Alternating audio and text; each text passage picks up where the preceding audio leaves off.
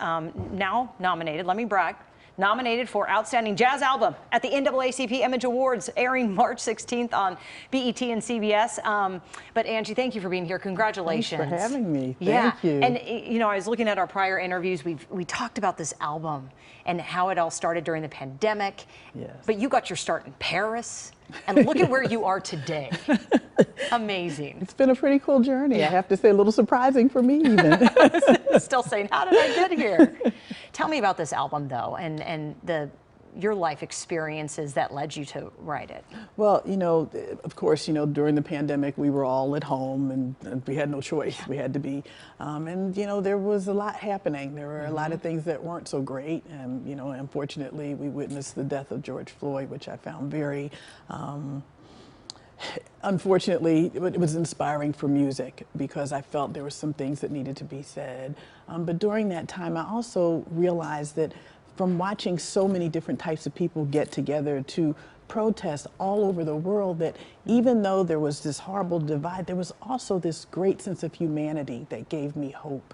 And so I just felt that it was time to maybe do an album that sort of talked about the experiences of my life, but the things that we all have in common. We've all been in love, we've all been heartbroken, we all love our family, we've all had relatives who've, you know, done great things for us, or we've had times in our life that were troubling. So it was just, I wanted to bring sort of the story of life into this album, and that's why it's called Truth Be Told. Yeah, very telling. And you know, jazz is, I mean, as I'm learning, is musical expression. Yes. But it has its roots in improv and, I mean, blues, obviously. But Yes. how, you know, it is about that feeling, whether it's happy or grit. Right. What's your favorite? Do you know, is it? I have to say, I have to chuckle. I do love singing a good tear-jerking love song.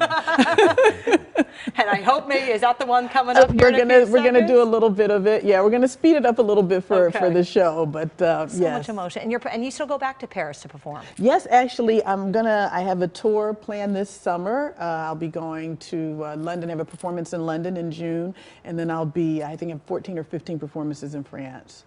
I won't be stopping in Paris as of yet. I haven't scheduled Paris this time, but oh my gosh, yeah, amazing! And you love traveling. And really quickly, what do you think your dad would say if he saw you today? Because he was the one you grew up listening to jazz music with. Yes, he was. My dad would be. Boy, that's almost making me get a little misty. Sorry, now it's my turn to make you My dad would be really proud. Yeah. He really would.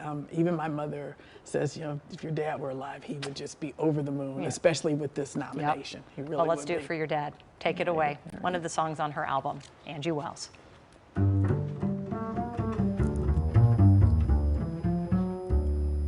You don't know what love is until you learn the meaning of the blues.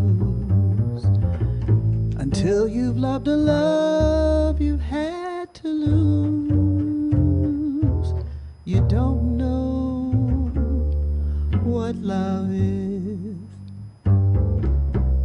Do you know how a lost heart feels? The thought of reminiscing, and how lips that taste of tears lose their taste for kissing. You don't know how hearts burn for love that cannot live yet never dies, until you faced each dawn with sleepless eyes.